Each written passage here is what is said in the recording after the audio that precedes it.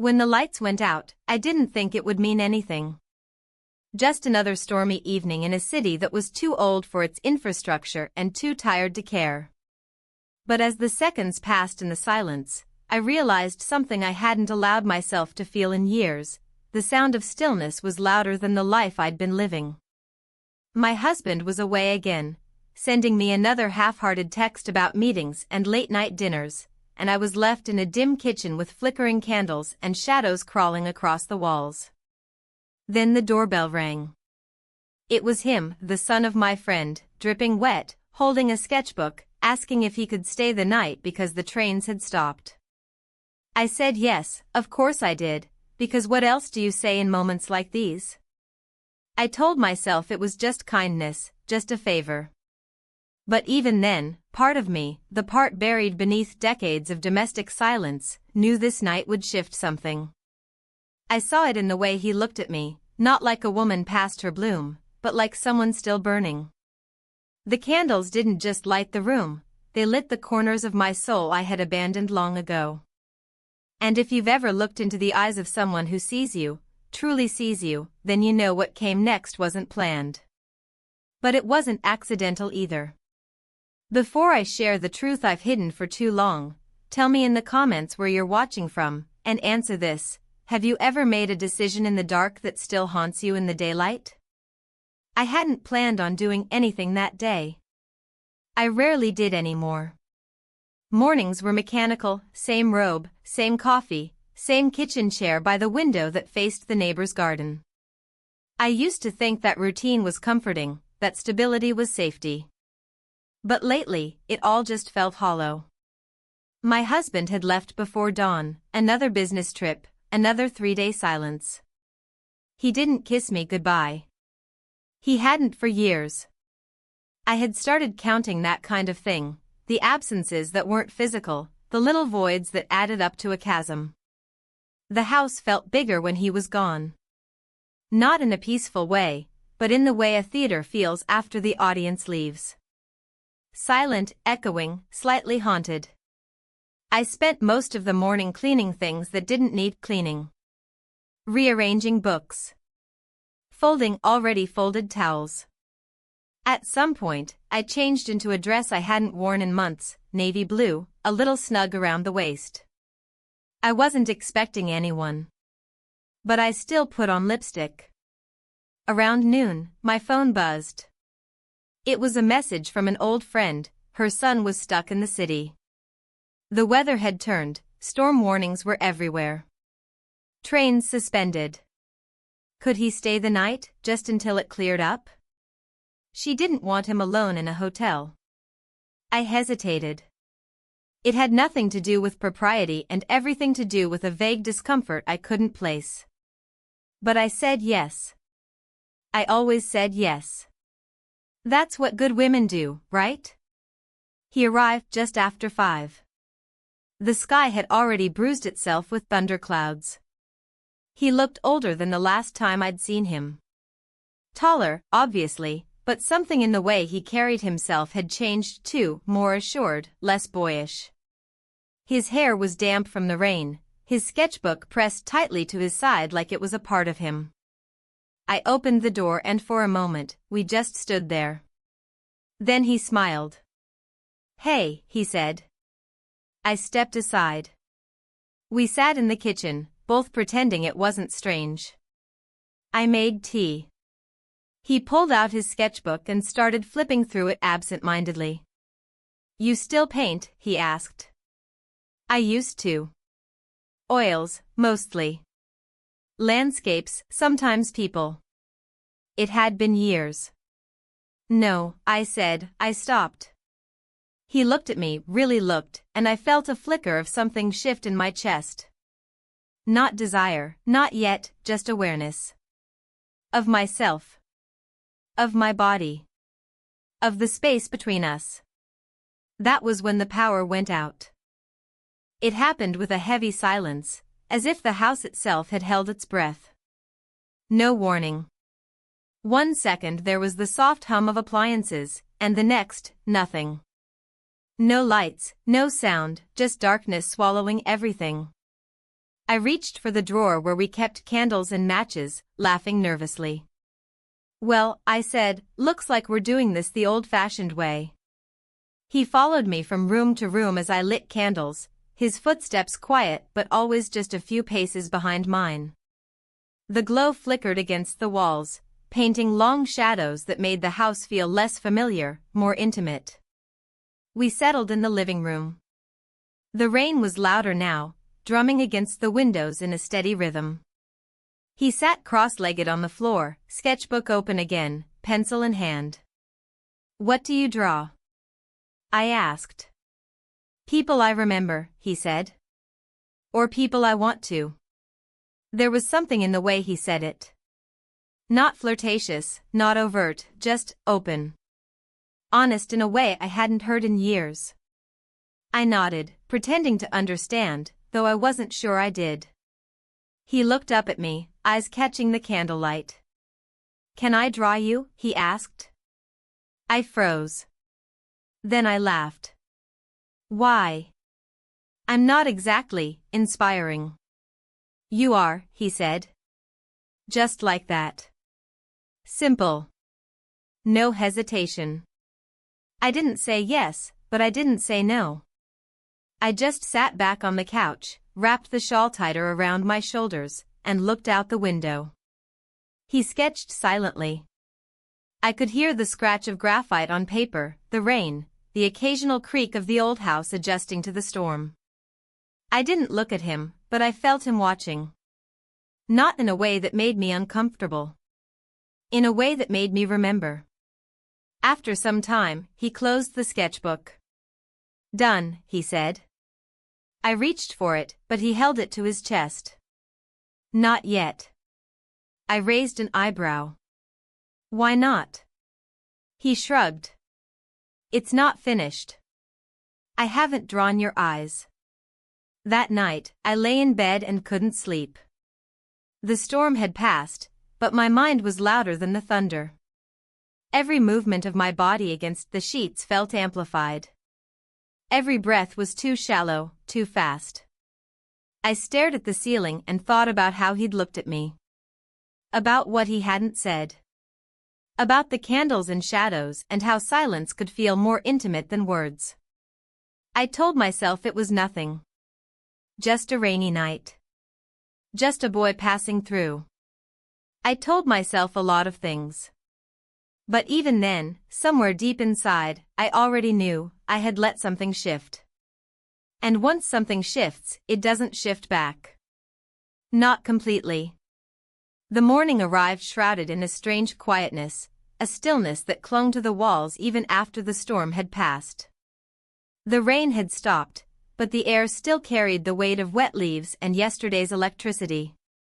I stood in the kitchen, barefoot on the cold tile, watching the coffee drip into the pot, though I knew I wouldn't drink it. The events of the previous night clung to me like damp clothes. I couldn't brush them off. I couldn't define them either. All I knew was that something had shifted. Something inside me had opened that I wasn't sure I could close again. He came into the kitchen quietly, rubbing the back of his neck, his hair slightly disheveled, eyes softer than I remembered from the night before. He didn't say anything. Neither did I. We just existed in the same space for a moment, with the scent of ground coffee between us and the hum of something unspoken filling the air. I passed him a mug. He nodded. "Thanks," he said, his voice low, almost hesitant. I could tell he wasn't sure what version of me he would find this morning. I wasn't sure either. I held the mug with both hands, letting the warmth seep into my palms, grounding myself with the simplest sensations. I told myself not to look at him. I looked anyway. We sat at the kitchen table, facing each other in that awkward silence that only comes after a moment too intimate to forget and too undefined to explain. I wondered if he regretted it. I wondered if I did. I wasn't sure either of us had the language for what had happened. But it wasn't just the kiss. It was everything around it, the silence, the candlelight, the way our hands had found each other not out of passion but out of recognition. I cleared my throat, searching for something neutral to say. "Did you sleep okay?" He gave a short nod. "Yeah. You?" I hesitated, then offered a half-smile. "Eventually." He smiled too, a little. It didn't reach his eyes. By mid-morning, the power was still out. I called the electric company, waited on hold, listened to some cheerful automated voice assure me that crews were working diligently. I didn't care. Part of me hoped the lights wouldn't return for another day. The dimness felt like a veil I didn't want lifted. He spent most of the afternoon in the living room, sketching again. I busied myself with pointless chores, folding laundry, refilling candles, wiping down surfaces that were already clean. I couldn't stop thinking. Not just about him, but about everything I'd let fade from my life without even noticing. How long had I gone without being touched? Without someone looking at me like I wasn't just furniture in my own home? I walked past the living room once and caught a glimpse of his drawing. It was a hand, my hand, resting on the arm of the couch, fingers slightly curled. I didn't remember him looking at it. I didn't remember offering it to him. But he had captured it perfectly, every wrinkle, every subtle bend of a knuckle. I moved away before he noticed me watching. Later, I stepped outside onto the back porch. The air smelled clean, washed. The garden was soaked but alive, colors brighter after the storm. I leaned against the railing, taking a deep breath. I didn't know what I was hoping to find in the fresh air. Clarity, maybe. Strength. Forgiveness, from myself, from the universe. He joined me a few minutes later. Neither of us spoke. We stood side by side, facing the quiet world beyond the porch, listening to the occasional drip of water from the gutter. After a while, I broke the silence. "Your mother said you'd started drawing people more often." He nodded. "Yeah. I think. I'm trying to understand them." I turned toward him, surprised by the honesty of that answer. "And do you?" "Sometimes," he said. "Sometimes I just want to remember them." That answer sat heavy in the space between us. We went back inside. I lit more candles as the evening approached, though there was still some natural light left. The glow felt necessary, almost ceremonial. He had moved to the couch and was flipping through his sketchbook again. I didn't ask to see the new pages. I didn't need to. I already felt exposed enough. Dinner was quiet. I cooked without thinking, something simple. He helped set the table without being asked. It felt strangely like a ritual, as if we were going through the motions of something that had always been meant to happen. When the meal was over, he helped me clean up. I washed, he dried. Our hands brushed once over a dish. We didn't flinch. We didn't speak. After the dishes were done, he sat at the table again.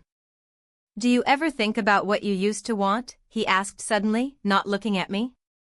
His voice was calm, but something in it trembled. I didn't answer right away.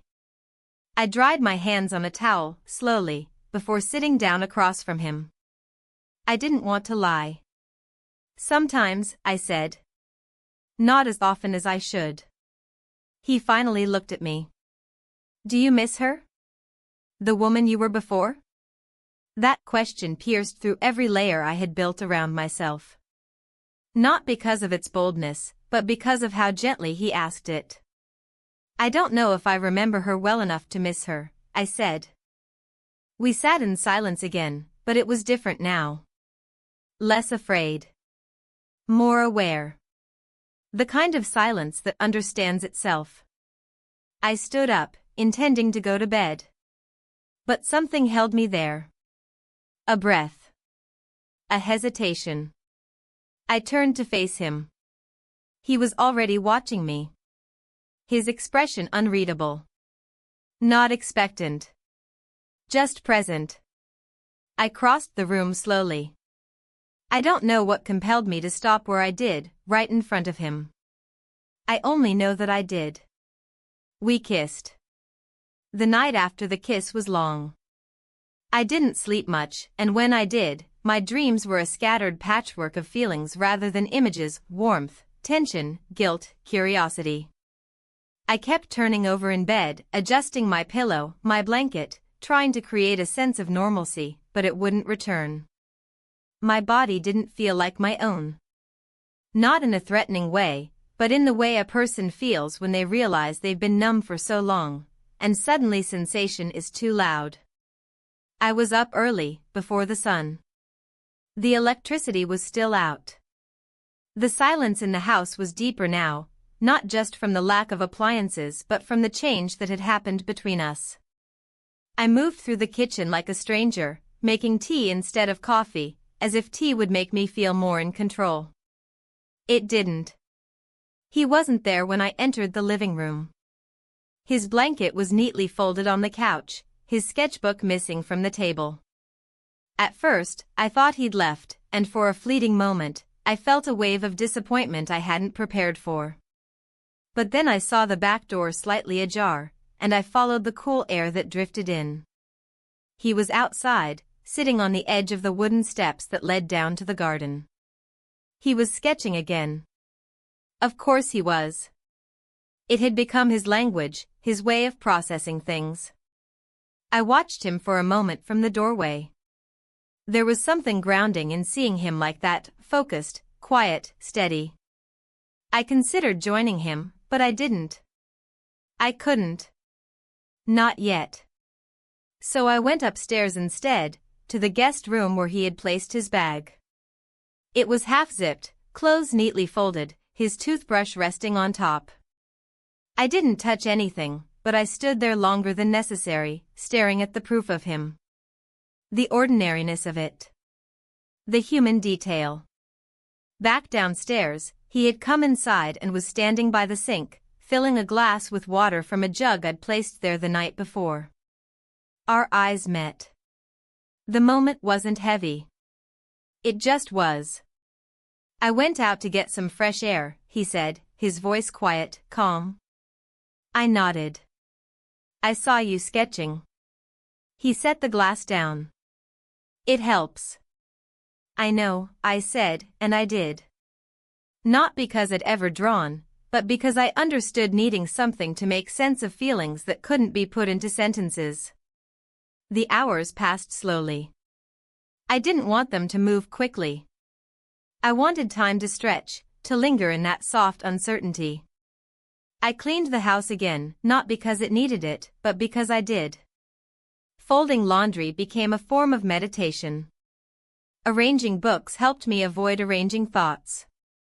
At some point in the afternoon, I found myself in the garage, looking through an old box of letters. They were from my husband, written decades ago, when we were still in the early blush of our relationship. Back then, he had a way with words. He noticed things about me. My handwriting. The way I hummed when I chopped vegetables. The shape of my fingernails. Somewhere along the way, that attention had faded. Not abruptly, but slowly, imperceptibly, like the dimming of a light on a timer you forgot you set.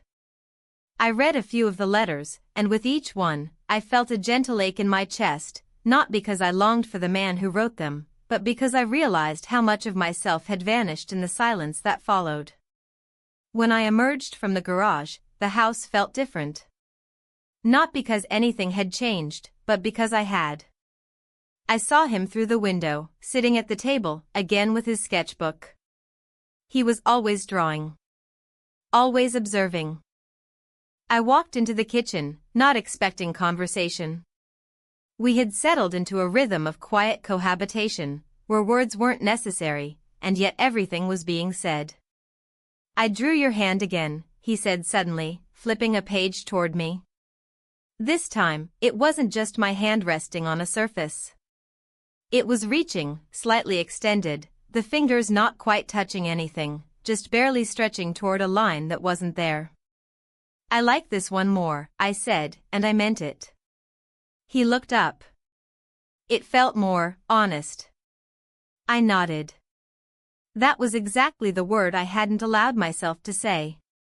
As the evening approached, I began preparing dinner. I chose something familiar, something I'd made 100 times before. But this time, I noticed how I moved through the kitchen. There was a care I hadn't practiced in years.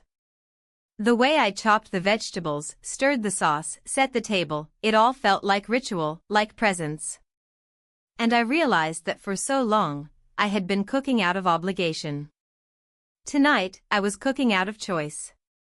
We ate quietly. Not uncomfortably. Just peacefully. There was a warmth between us that didn't require explanation. After dinner, he helped me clear the table again. His movements were fluid, unforced. As we reached for the same glass, our fingers brushed. Neither of us pulled away. Later, he retreated to the living room, and I stayed behind in the kitchen. I watched the candles burn lower. The shadows they cast danced along the walls like they were rehearsing something. I couldn't look away. Eventually, I walked toward the hallway, but instead of going upstairs, I stopped in front of the living room. He looked up. I didn't speak. I didn't need to. "I'll head to bed soon," he said.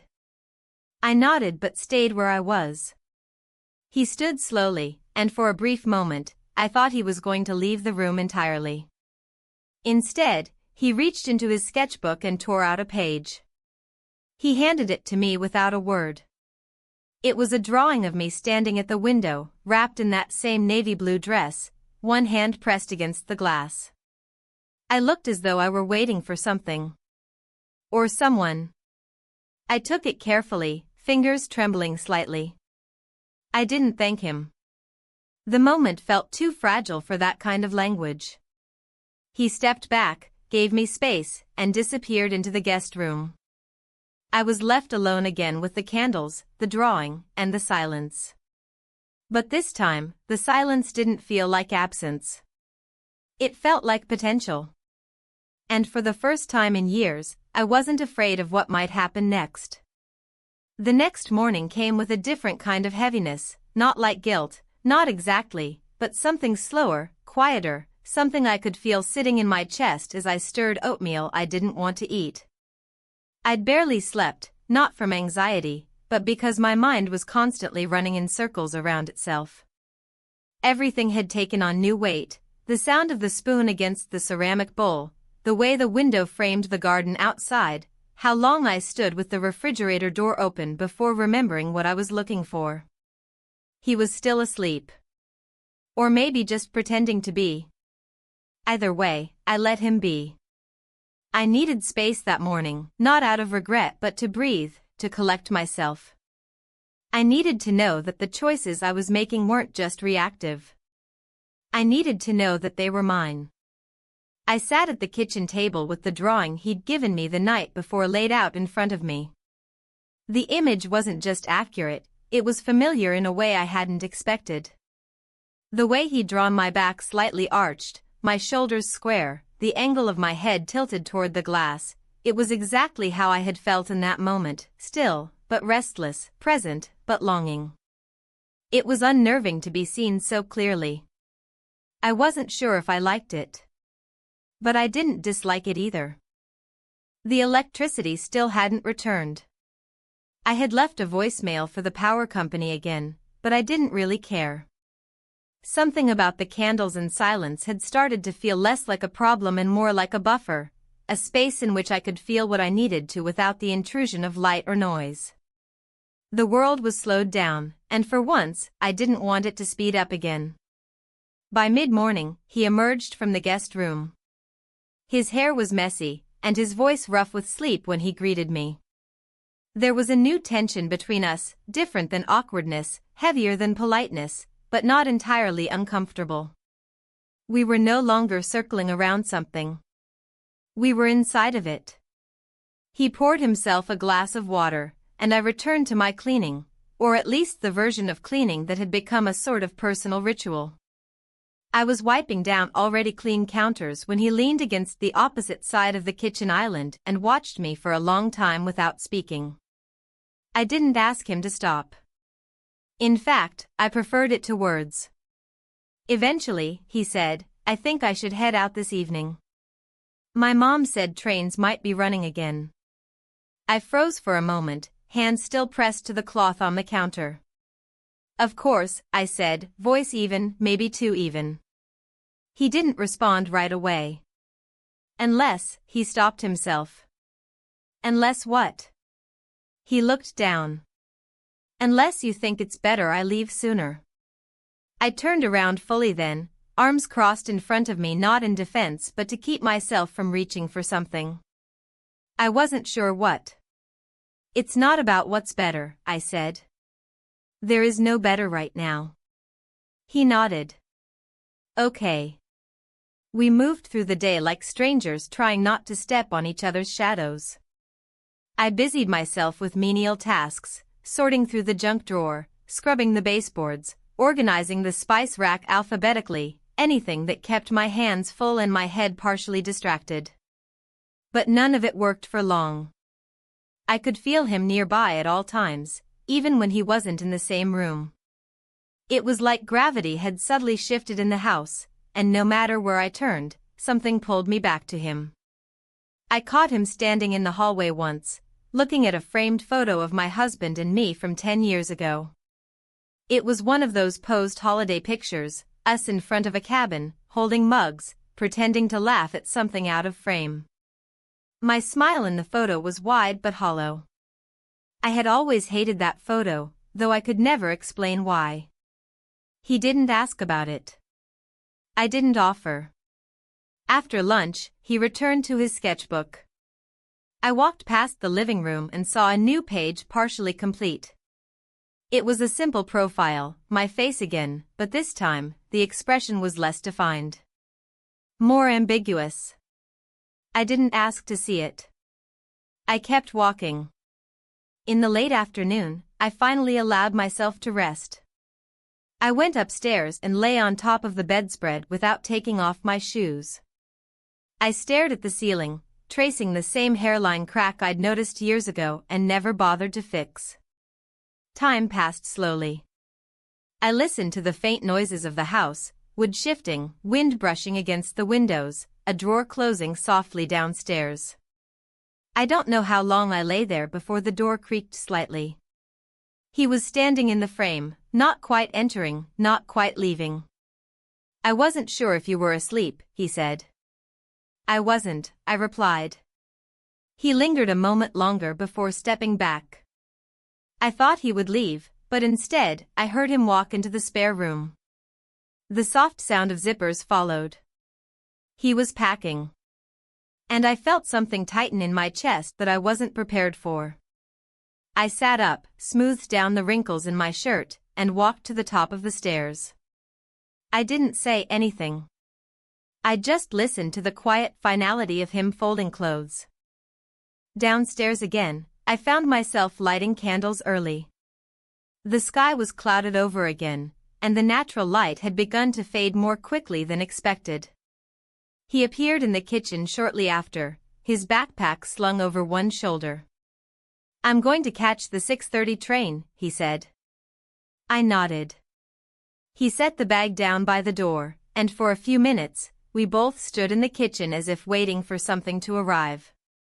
A sign. A reason. A sentence we hadn't yet spoken. Finally, I broke the silence. "You'll be okay?" He smiled faintly. "Yeah. I think so." There was nothing else to say, not really. I could have filled the room with questions about what this meant, what he felt, what I was supposed to do with all of it, but none of those questions would have changed anything. We were here. That had already happened. Whatever came after was secondary. I walked him to the door. He paused before opening it, then reached into his sketchbook one last time. He handed me a new drawing, folded carefully. I didn't get to finish it, he said. But maybe that's okay. I took it without looking, clutching it in both hands like it might disintegrate if I wasn't careful. He opened the door. The sky outside was steel gray, the sidewalk damp, the air sharp with the smell of coming rain. He looked back at me once, as if memorizing something. And then he left. I didn't close the door right away. I just stood there, holding the unfinished drawing, staring into the quiet street. When I finally turned around, the house felt even more silent than before. But not empty. Not anymore. After he left, the house settled into a silence that was no longer neutral. It had weight now. Texture.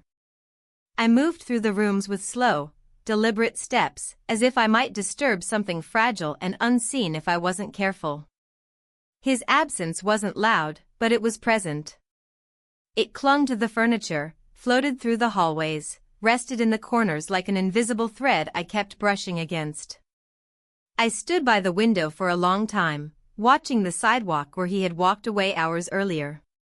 The street was empty now, just wet pavement and dim streetlights, but I stared anyway, as though I could rewind the moment just by willing it hard enough. I didn't cry. Not because I didn't want to, but because there was no clear reason to. Nothing tragic had happened. And yet my chest ached in a way I hadn't expected. Like something had been removed with quiet precision, and now I couldn't remember how it felt to be whole. The sketch he had left me sat unopened on the kitchen counter. I had placed it there without looking, afraid of what I might feel if I saw it too soon. But even without seeing it, I knew what it would be. Not a romantic fantasy. Not some dramatic farewell. Just a moment he had captured, simple, raw, unfiltered. That was what he did. That was what he saw. Eventually, I made myself a cup of tea. It was too hot, and I burned my tongue on the first sip, but I didn't wait for it to cool. I held the mug with both hands, sitting at the table where he'd once sat, trying to feel steady. The candlelight flickered against the walls. I hadn't bothered turning on the main lights even though the electricity had returned while I was upstairs. Somehow, the softness of the candles felt more honest. Like they understood the mood better than anything artificial. I didn't open the sketch until the next morning. I had slept restlessly, if at all, tossing between memories and imagined conversations. My mind kept replaying his voice, his words, his silences. Every detail felt sharp, magnified by absence. When I finally sat down with the folded paper, my hands were trembling. The drawing was incomplete, just as he'd said. My outline was there, seated in the armchair by the window, one hand resting loosely on my knee, the other reaching towards something undefined beyond the edge of the page. My face was only partially rendered, as though he'd run out of time, or chosen not to finish. But the part that was drawn, the tilt of my head, the set of my shoulders, the way my feet curved slightly inward, was unmistakably me. Not the version of me I showed the world, not the composed, managed woman I had learned to become, but the woman I was when no one was watching. I stared at it until my eyes burned. The rest of the day passed in fragments. I did things, but I couldn't tell you what. I moved through hours without registering time. The phone rang once, my husband, checking in from the airport. His voice was casual, distracted. He asked how the storm had been. I said it was fine. He didn't ask anything else. I didn't offer anything more. When he returned that evening, the house felt smaller. Not because of him, but because I was no longer the same person who had waved goodbye to him 3 days ago. I had shifted, quietly but entirely, and now I had to pretend otherwise. He brought home flowers. A simple bouquet of grocery store roses, the kind with plastic wrap still clinging to the stems.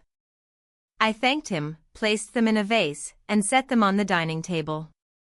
He didn't notice the sketch resting on the bookshelf. Or maybe he did and didn't ask. Either way, it remained untouched. We ate dinner together, discussing mundane things, work schedules, grocery lists, whether the neighbor's tree might need trimming. I nodded, smiled where appropriate, responded automatically. I was there, but only in outline. That night, lying beside him in bed, I kept my eyes open long after he had fallen asleep. His breathing was slow and steady, turned away from me, one arm stretched toward his side of the mattress. I lay still, arms crossed over my stomach, staring at the ceiling and wondering how a body could feel so distant even when sharing the same sheets. Memories of the past 3 days played over in my head, not as a movie, but as isolated frames. His smile in the candlelight. The sound of his pencil scratching across paper. The weight of his gaze when he looked at me like I wasn't invisible. I didn't romanticize it. I didn't inflate it into something it wasn't. But I also didn't deny what it had stirred in me. The next morning, I woke early and walked around the neighborhood. The streets were still wet from the rain, leaves scattered along the sidewalks like forgotten notes. I passed the little cafe on the corner, the closed antique store with its dusty window display, the empty bus stop where teenagers usually lingered. Everything was familiar, yet it all felt slightly askew, as though my perception had tilted a few degrees and I was seeing it all for the first time. Back home, I poured myself coffee, opened the curtains wider, and stood in front of the bookshelf. I pulled down the sketch and studied it again. It felt like a mirror I hadn't asked for but couldn't look away from. I thought about putting it away, hiding it in a drawer, slipping it into a folder of old papers where it could fade into obscurity. But something stopped me. Instead, I left it where it was and walked into the kitchen to start breakfast. As I scrambled eggs and sliced fruit, I thought about what had changed. Not just in the room. Not just in my routine. But in me. There was no drama, no betrayal, no loud confrontation. Just a quiet awareness that I could no longer unfeel what had been felt. My husband walked in, still sleepy, still distant. He kissed my cheek and poured himself coffee. We exchanged the usual words, "Good morning, did you sleep well, what's the plan today?" and everything returned to its surface normalcy. But I knew better now. And beneath that quiet, practiced surface, something in me had been awakened that wouldn't go back to sleep. In the days that followed, the house slowly returned to its usual rhythm, or at least it tried to. My husband resumed his early mornings and late evenings, his quiet rituals and muted conversations. He moved through our shared life with the familiarity of habit, placing his keys on the same hook, sorting through mail with the same distracted gestures, sitting on the couch with the same tired posture. Everything on the surface appeared unchanged. But I felt altered in a way that made every ordinary thing seem foreign. I found myself watching him more than I used to, not with suspicion or resentment, but with a kind of detached curiosity. I studied the way he stirred his coffee, the way he adjusted his glasses when reading, how his voice flattened when talking about work. He hadn't done anything wrong. He hadn't betrayed me. But something about the quiet consistency of his presence made me realize just how absent I had been from my own life for so long. And how easily I had let that happen. I began waking earlier than usual, not because I had things to do, but because I needed the stillness. There was something comforting about the gray light before dawn, the hush before the neighborhood stirred. I would sit by the window with a blanket draped around my shoulders and just watch the world shift from shadow to light. The ritual gave me space to think, not about the past in its entirety, but about the pieces of it that clung to me now like fog. The sketch he had left remained on the bookshelf. I didn't move it. I couldn't bring myself to. Some mornings I would pause in front of it for several minutes, tracing the lines with my eyes, trying to understand what he saw in me that I hadn't seen in myself. Not beauty, exactly. But presence. Attention.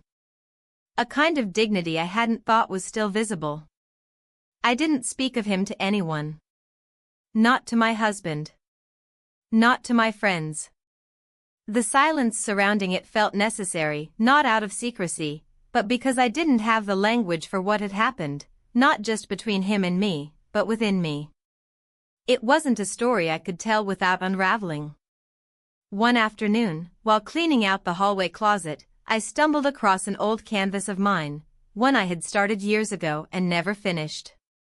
It was a landscape, some imagined coast, cliffs dissolving into fog, distant birds in the sky. The colors had faded slightly, but the shape was still intact.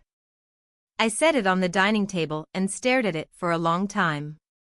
I didn't know if I wanted to finish it or simply acknowledge that I had once begun it. But touching the edge of the canvas awakened something I hadn't felt in years, a quiet tug toward myself. I began to paint again. Not with any plan or purpose, not with any intention of showing anyone. I just needed to use my hands, to make shapes and mix colors and watch blankness transform into something that spoke back. The act of creating felt intimate, not with someone else, but with the part of me I had silenced. For the first time in a long while, I wasn't painting to impress or to escape. I was painting to exist. My husband noticed the new brushes and tubes of paint, but he didn't comment. He saw the canvases leaning against the wall, the faint smudges on my hands, and said nothing. Part of me wondered if he knew better than to ask, or if he simply didn't care enough to. There was a morning, late in the week, when I found myself standing in front of the mirror longer than usual. Not for vanity. Not for doubt. But to observe. I looked at the lines near my mouth, the soft sag beneath my chin, the faint shadow around my eyes. And then I looked deeper, beyond those things, and saw someone who was finally beginning to surface again. Someone who wasn't waiting anymore. I decided to visit the art supply store that day. I hadn't been in years. The woman behind the counter was young and cheerful, recommending brushes and canvases I didn't ask for, but I appreciated her enthusiasm. She looked at me the way people look at hobbyists, gently, with encouragement, but without expectation. And that was fine. As I walked home, the sun broke through the clouds in brief patches, and for a moment, I let it warm my face. I remembered something he had said during one of our quiet conversations, that people don't need to be extraordinary to be seen. They just need to be noticed. I arrived home and placed the new supplies beside the easel I had set up near the back window. The light in that corner of the house was soft and indirect, perfect for long hours of painting. I didn't begin immediately. I simply stood there, watching the way the dust floated through the sunlight. Later that evening, as I was putting dishes away, I caught my husband watching me from the doorway. Not suspiciously, not intensely, just watching, as if noticing something unfamiliar. "You've been painting again," he said. "Yes," I replied. He nodded slowly. "That's good."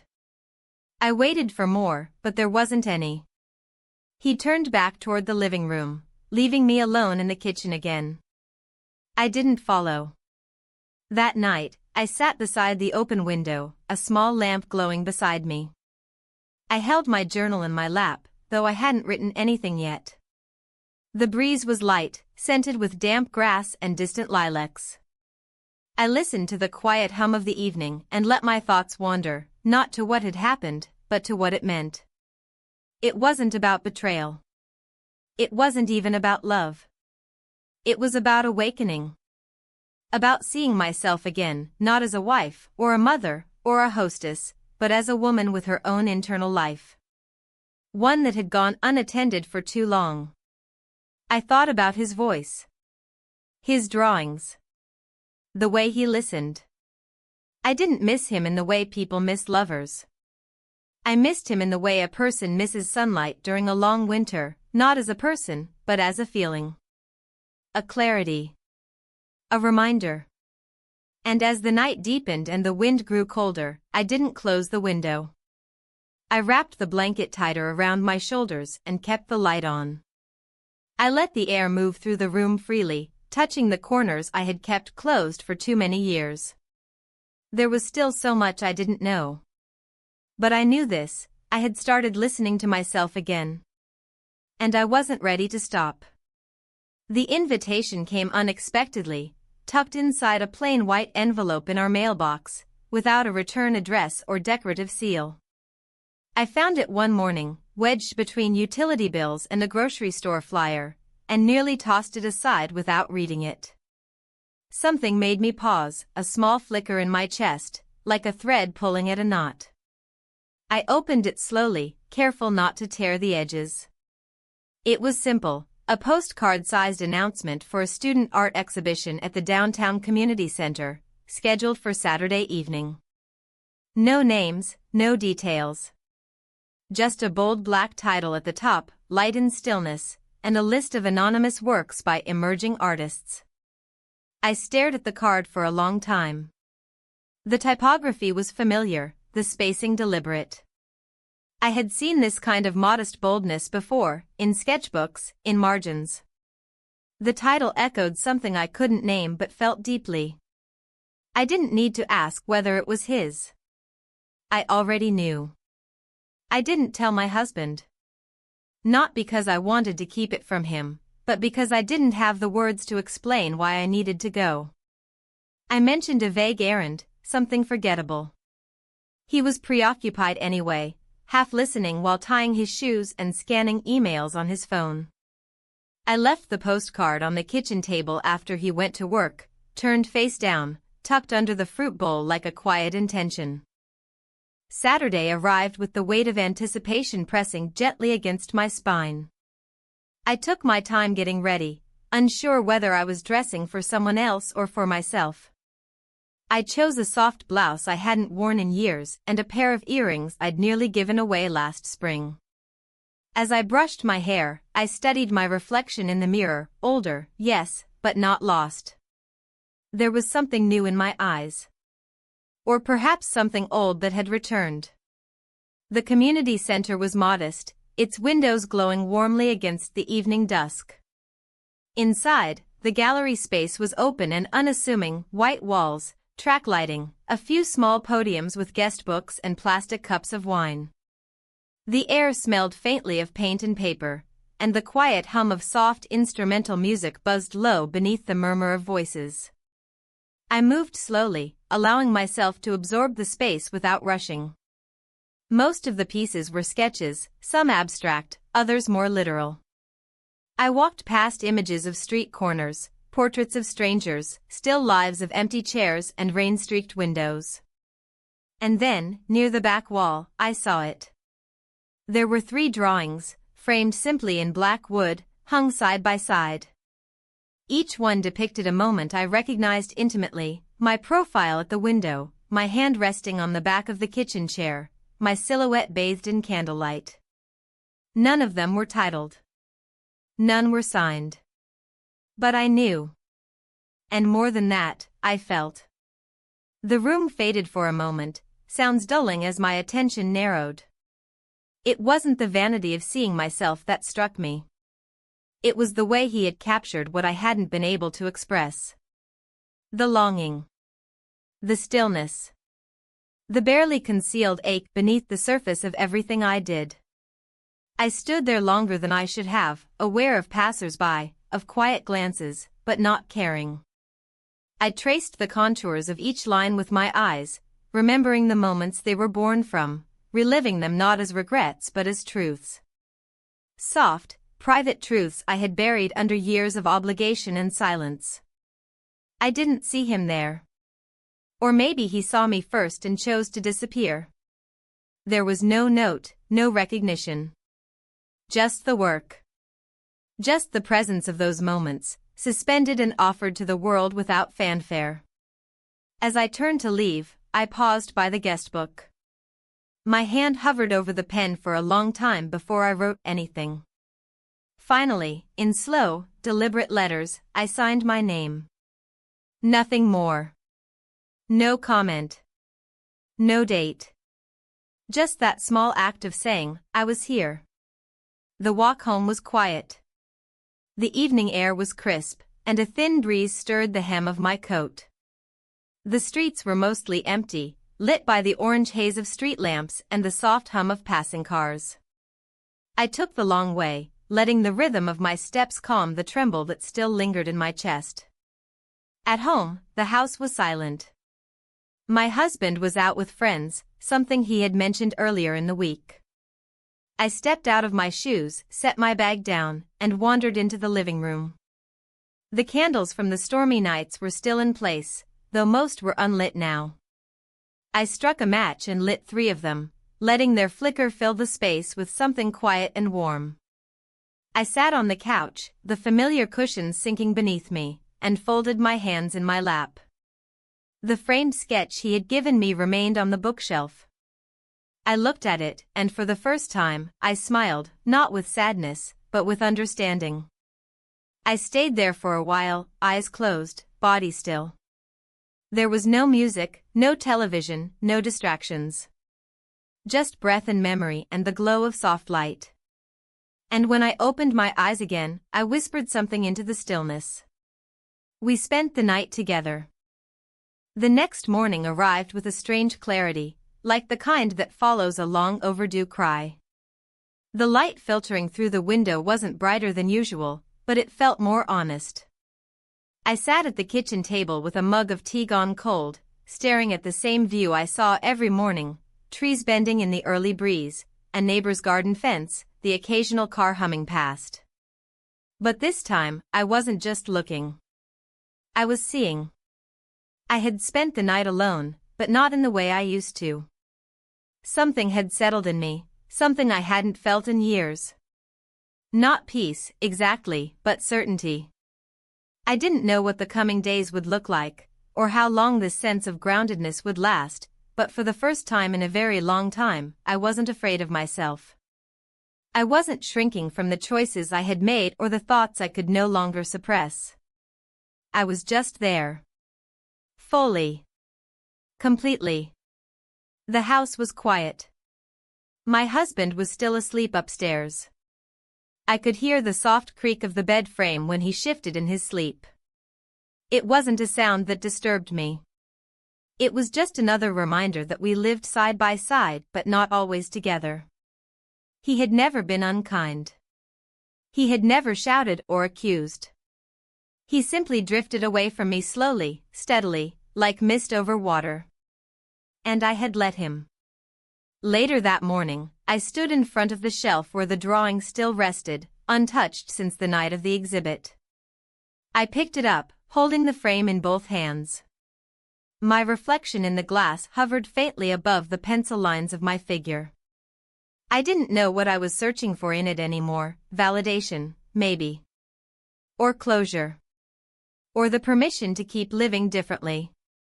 I carried it to my studio space and leaned it gently against the wall beside the easel. It didn't belong hidden, and it didn't belong on display. It simply belonged near me. A witness. A reminder. The rest of the day unfolded quietly. I cleaned a few things, rearranged a drawer I had been avoiding for months. I took a short walk around the block, letting the breeze touch my skin without flinching from the chill. I passed by the community center again, though I didn't go in. The exhibit had ended the night before, and through the windows I could see workers taking down frames, wrapping canvases in brown paper, clearing the space for whatever would come next. There was comfort in that rhythm. The setting up and the dismantling. The quiet transitions between one form of expression and another. I stood outside for a few minutes, watching them move with practiced hands and casual conversation. Then I continued walking. At home, I sat with my sketchpad and began drawing again. Nothing grand, nothing precise. Just lines. Curves. Shadows. I didn't even try to create an image. I let my hand move freely, unburdened by intention. It felt strange at first, then liberating. The blank page didn't ask anything of me. It simply received. In the afternoon, I opened a box of old photographs. Most of them were from early in our marriage, holidays, vacations, family gatherings. I flipped through them slowly, studying my own face as if trying to remember what that version of me thought, what she believed, what she feared. Some of the smiles were genuine. Others weren't. I could tell now, even when no one else could. There was one picture of the two of us on a beach, arms around each other, eyes squinting into the sun. He looked young, full of something I hadn't seen in years. So did I. And yet, looking at it now, I didn't long for that past. I didn't wish to return. I only wished we had learned how to speak before the silence swallowed the space between us. By the time my husband returned from his errands that evening, I had already made dinner. Nothing elaborate, grilled vegetables, a simple rice pilaf, a salad. He commented on how good it smelled and kissed the top of my head, the way he always did when things were easy. We sat at the table and ate in quiet coordination, passing dishes, sipping water, exchanging a few lines of small talk. "How was your day?" he asked, between bites. "It was good," I replied. I walked by the gallery again. He nodded. "Oh, right. That art thing." I waited to see if he would ask anything else, but he didn't. He never did. After dinner, he retreated to the living room, flipping through television channels until he landed on a sports broadcast. I cleaned the kitchen slowly, methodically, listening to the familiar sounds of plates and cutlery and water running. It wasn't resentment I felt, it was distance. A quiet knowing that we were walking separate paths now, even when we shared the same floor plan. Later, I stood by the window with a cup of tea. The night outside was still, the sky velvet dark with a few stars struggling to be seen. I didn't try to make sense of everything. I didn't narrate the moment in my head. I simply stood there, listening to my breath and the faint sound of my husband shifting on the couch behind me. I thought about writing a letter. Not to him. Not to the artist. To myself. A letter that said, "I see you. I forgive you. I believe you." But I didn't need to write it. The words had already taken root. That night, I lay in bed while he slept beside me, and I let the silence be what it was, not a threat, not a wound, but a space. A pause. An invitation to listen. And I knew something in me had changed for good. Not in rebellion, not in regret, but in quiet, irreversible awakening. The kind of change that doesn't need to be announced. Only lived. Time, I found, didn't move in clean lines anymore. It folded in on itself, doubled back, stretched unexpectedly. Days passed, sometimes without leaving any trace. Others arrived like waves crashing against the shore of my awareness, pulling me out of routine with their intensity. I had stopped counting how long it had been since the exhibit. I didn't mark the days on a calendar. But I felt their passing in the small things, the way light changed in the living room in the late afternoon, the sudden chill of autumn settling into the mornings, the shift in my own breath as I moved through the house. I painted more. Not obsessively, not constantly, but consistently. My hands remembered more than I realized. The movement became familiar again, pressing, blending, stepping back to look at something with new eyes. I didn't try to recreate what had been drawn of me. I didn't try to imitate his lines. I painted what came to me, quiet still lives, silhouettes against windows, moments I could remember without needing to name them. It wasn't art for the world. It was for me. A kind of internal dialogue made visible. My husband noticed, of course. How could he not? The dining table had been cleared to make room for canvases. The laundry room held more rags than clothing. My fingernails were often stained with paint I hadn't bothered to scrub off completely. He commented once, casually, during breakfast. "You're really into it again." I looked up from my coffee. Yes. That's good, he said. Nice to see you, doing something. I nodded. That was all. We existed like that, adjacent, unbothered by each other's silences. He filled his evenings with sports, phone calls to old colleagues, the occasional trip to the store. I filled mine with brushes, quiet music, long walks through the neighborhood. We spoke, of course, about groceries, schedules, the weather. But the space between us remained. It wasn't cold.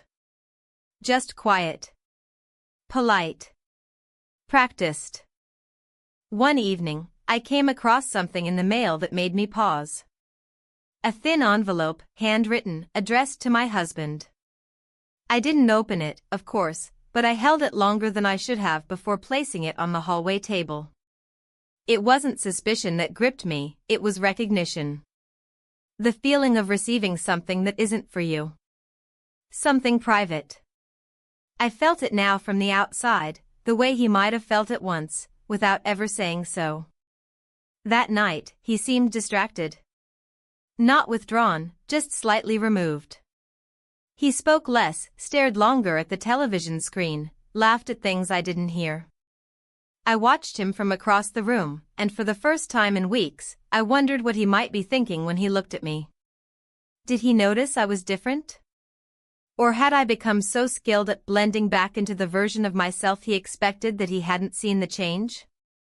Later, when he went to bed early, I remained downstairs, cleaning out the drawer beside the sofa where we kept old chargers and forgotten keys. Beneath a stack of expired coupons and tangled cords, I found a photo I hadn't seen in years. It was from our trip to Italy, long before life had quieted into habit. We stood in front of a fountain, arms around each other, both of us tanned, relaxed, laughing. There was movement in the photo, the suggestion of something light-hearted and spontaneous. I remembered that day clearly, not just the sun or the pasta we ate afterward, but the way he had looked at me.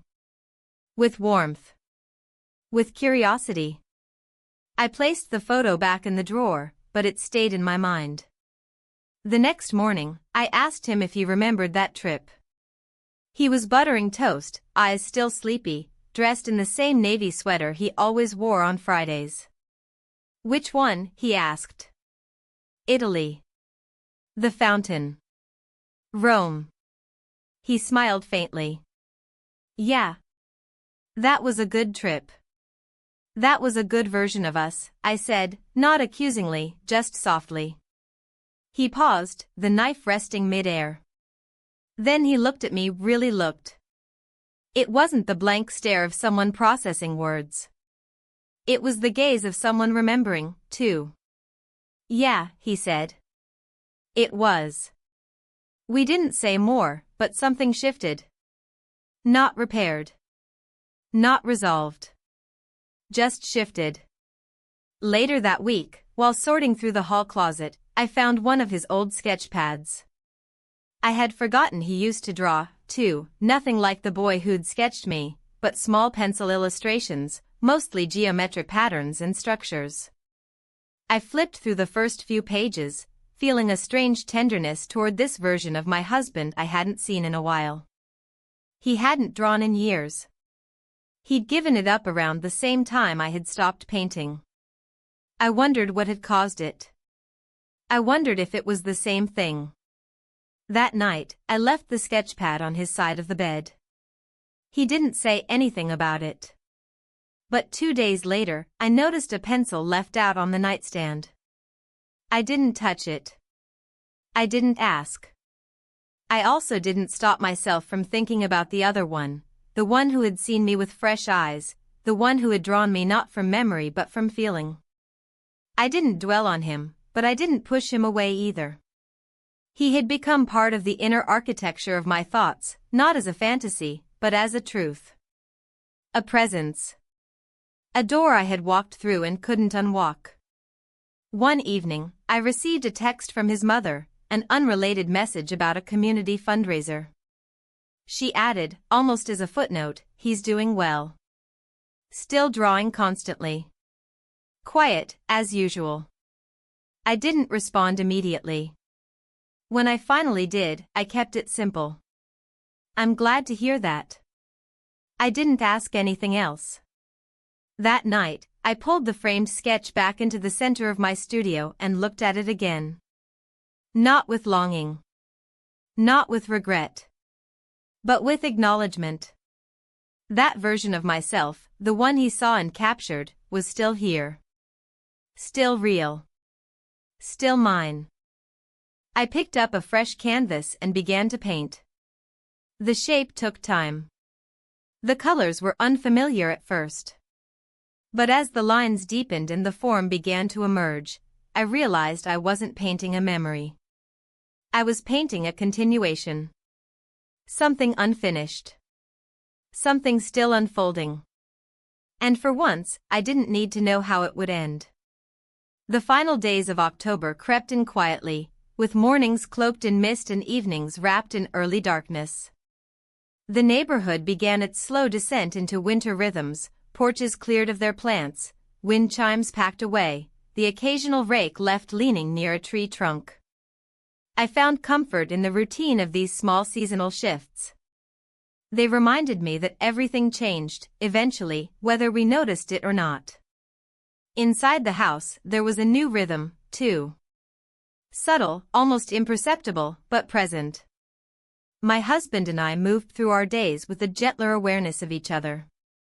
We spoke a little more often, though mostly in passing. He seemed to linger longer at the breakfast table. He had started doodling again, nothing elaborate, just small shapes in the corners of his notepad or the back of envelopes. I never asked him about them. I just let them appear, like tiny flags signaling that something dormant had stirred. I kept painting. The canvases now leaned against nearly every spare wall in the guest room I had turned into my studio. Not all of them were good. Most wouldn't mean anything to anyone else. But they meant something to me. They held time. They held breath. They held my re-entry into my own life. One afternoon, I received a message from the community center. They were planning another exhibit for winter, this time centered around the theme of unfinished moments. They remembered my visit and wondered if I might like to participate. I stared at the message for a long time, unsure what to feel. I hadn't submitted work to anything in years. The idea made me nervous. But something about the theme felt like a quiet invitation. Not a challenge. Just a hand extended. I didn't reply right away. I let the message sit there, unopened after the first glance, like a door left cracked, waiting to be acknowledged. That evening, while cleaning the bookshelves, I came across a journal I had started at the beginning of the year. Most pages were blank. The entries I had written were short, often more like lists than reflections. Grocery needs. Weather notes. Tasks to remember. But one entry stood out. It was dated 6 months ago and read only this: I feel like I'm standing in a room I once decorated but no longer recognize. I read the line 3 times before closing the journal and sliding it back into place. I thought about that version of myself, the one who had written those words, who hadn't yet lit the candles, who hadn't yet been drawn or seen or awakened. I felt tenderness toward her. Not pity. Not shame. Just recognition. She had survived in silence. And now she had a voice again, even if it was only on paper or canvas. The next day, I replied to the community center. I said yes. I didn't tell my husband. Not because I was hiding it, but because it wasn't about him. It was about me. About finishing something I had once abandoned. About claiming a place in a space that didn't ask for justification. As the exhibit drew closer, I selected 3 pieces. One was an abstract rendering of our living room during the storm, flickers of light and shadow overlapping in loose strokes. Another was a soft portrait of a chair and coat by the window, no figure, just the memory of one. The third was the newest, a woman standing at an easel, only her back visible, mid-stroke, the canvas in front of her untouched. I titled the series Quiet Return. On the day of the opening, the sky was heavy with clouds. I dressed without fanfare, choosing comfort over presentation. I walked to the gallery alone. The air smelled of wood smoke and damp pavement. My coat hung loose around my shoulders, my steps slow but steady. The space was already filling when I arrived, strangers milling about, wine glasses in hand, soft conversation floating beneath the ambient music. I stood near the entrance for a moment, letting myself adjust to the noise, the light, the energy. Then I moved toward my section. Seeing my work on the walls felt surreal. Not because it was grand or important, but because it was real. Tangible. Witnessed. People stood in front of the pieces, some pausing, others glancing and moving on. I didn't mind. Art doesn't need to be understood by everyone. Sometimes, it's enough that it exists. One woman stood a long time in front of the painting of the chair. She leaned in, tilted her head slightly. I didn't approach her. I simply watched, curious. When she turned, our eyes met briefly. She gave me a small smile, one of recognition, not necessarily of me, but of what had been felt. I returned the smile and let the moment pass without words. Later that evening, I found myself in a quiet corner, sipping water and staring at nothing in particular. That's when I saw him. He had entered silently, as he always did. No announcement, no theatrics. He walked slowly along the walls, studying each piece without rushing. When he reached mine, he paused. His face remained unreadable. He folded his hands in front of him, shoulders relaxed, expression neutral. He stood there a long time. I didn't go to him. I didn't call his name. I simply watched. Eventually, he moved on. Toward the exit. Before he left, he looked back once, his gaze meeting mine across the room. No nod. No smile. Just a moment. Then he was gone. I stayed until closing. At home, the house was dark. My husband had left the porch light on. A small gesture, one I might have missed months ago. Inside, the air was warm. The couch was empty. A blanket folded neatly across the back. A book left open on the table. I hung up my coat and stepped into the kitchen. I poured a glass of water, then walked into my studio. The 3 spaces on the wall where the paintings had been now looked bare, but not hollow. I would fill them again. I set the empty glass on the windowsill and opened the window wide. The breeze moved softly through the room, stirring papers and the edges of a curtain. I closed my eyes and breathed it in. This wasn't an ending. It wasn't even a beginning. It was simply a continuation. And I was ready for whatever came next.